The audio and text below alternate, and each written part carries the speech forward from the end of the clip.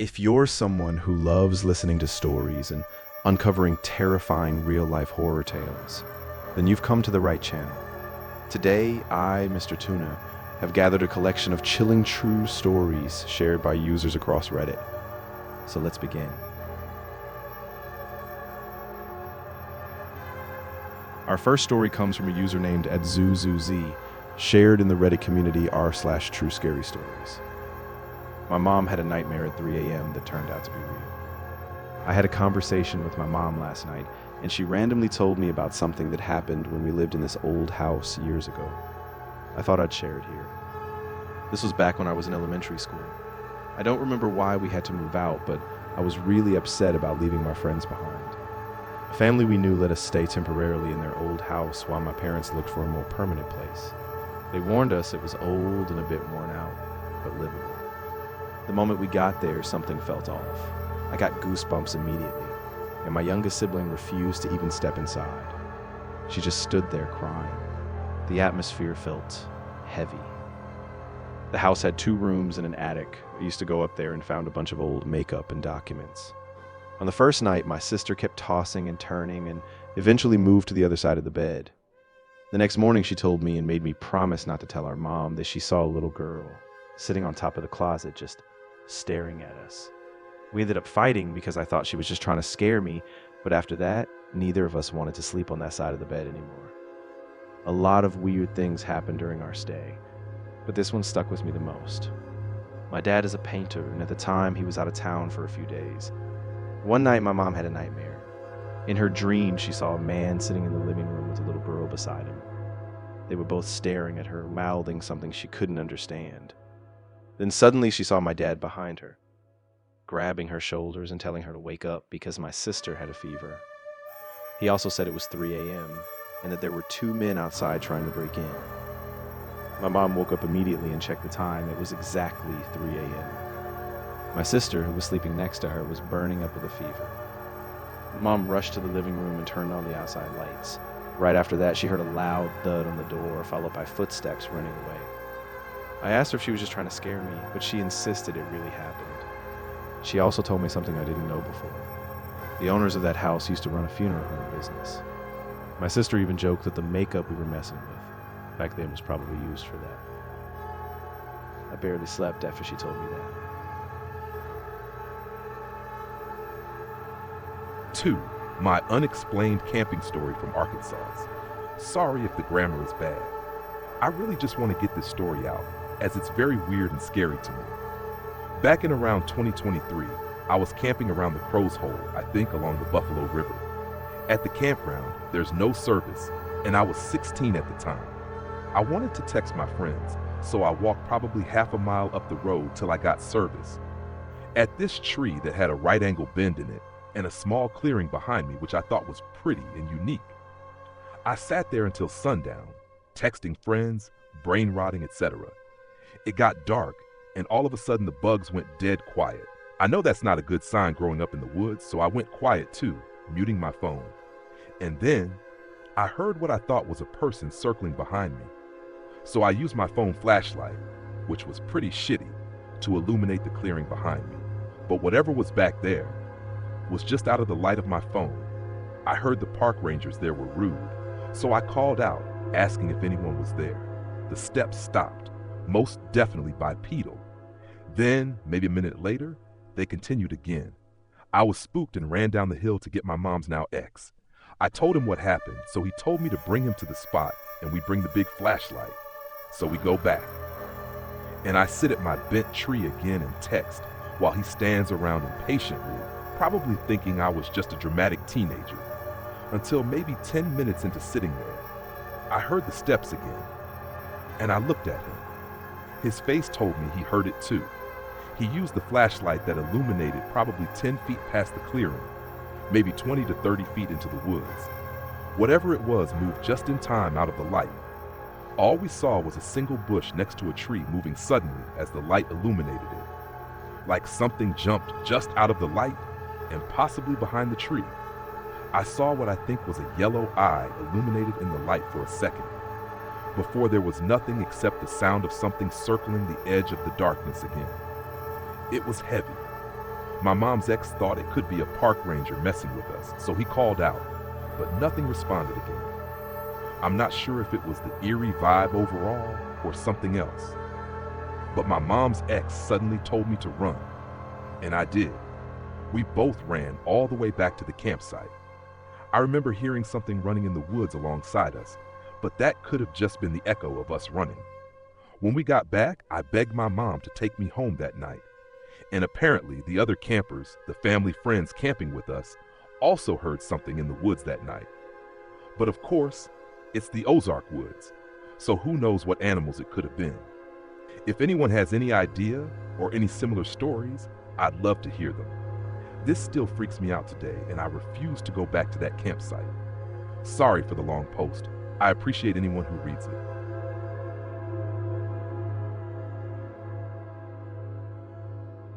3. I've seen this shadow man my whole life. Have you too? I've always been interested in the occult and the paranormal, especially when you grow up in a 200-year-old town/house like I have. The history of this house was unknown. I was so young, I only remember a few stories from this specific house. I lived in it from 3 to 9 years old. We lived directly across a no longer funeral home that my dad bought to use as a church since he was a pastor. I always had horrible dreams of the funeral home. When my grandpa passed away, I had a dream he drove straight toward the funeral home after telling me inaudible things with a creepy face.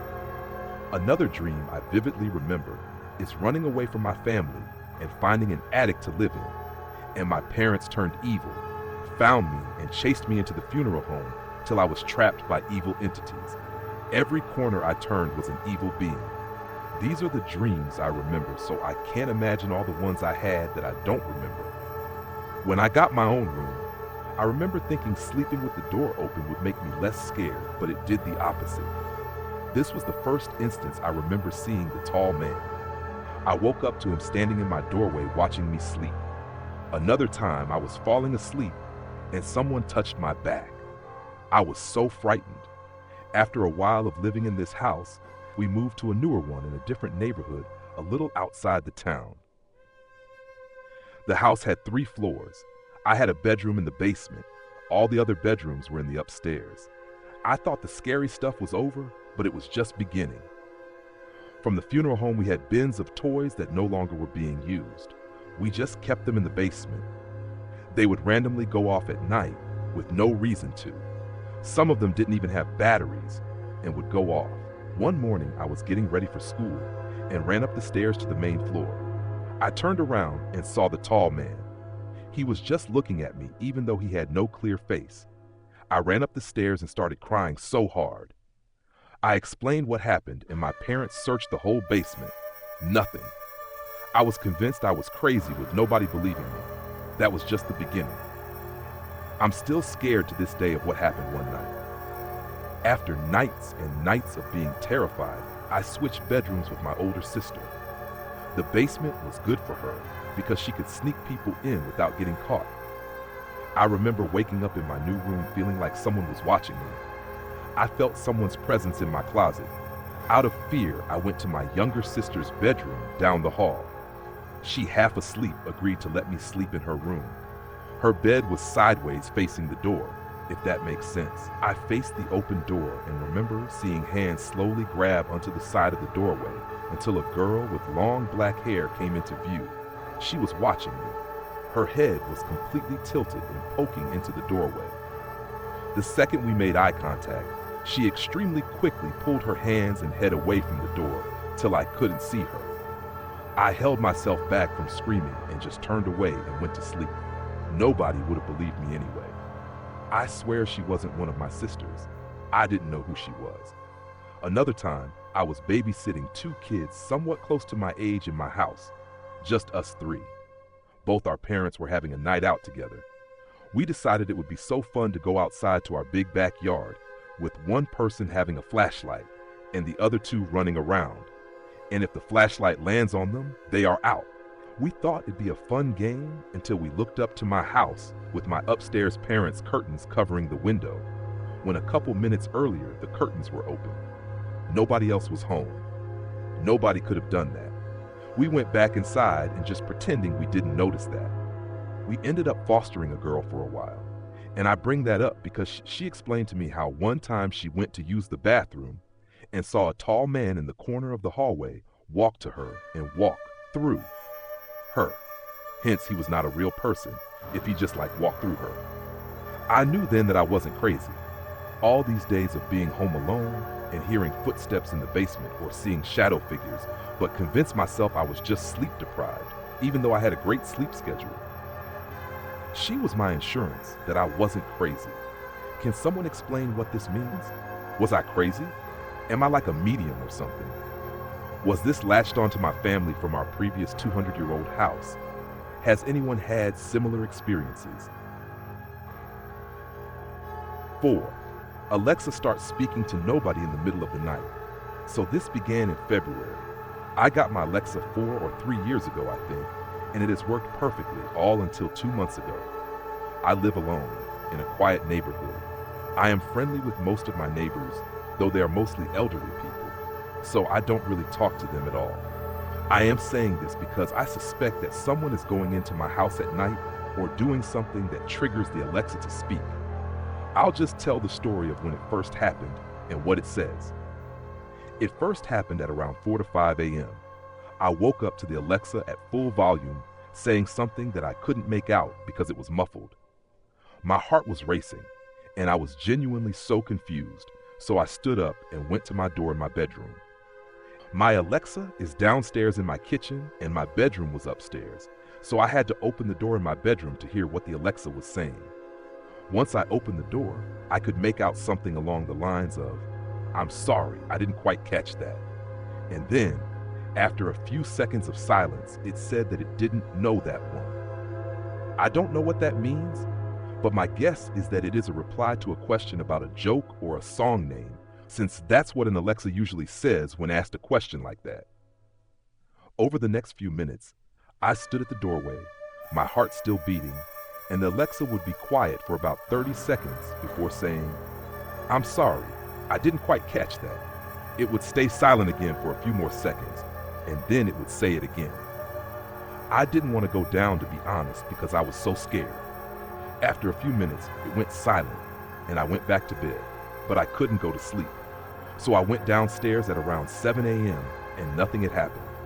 The Alexa was turned off. Now, at this point, I was horrified.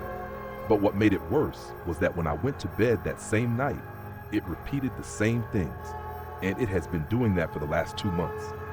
Yes, on the 3rd day in a row, I went downstairs to check, but nobody was there and nothing was off. The Alexa was still speaking, but after about 2 minutes, it stopped by itself.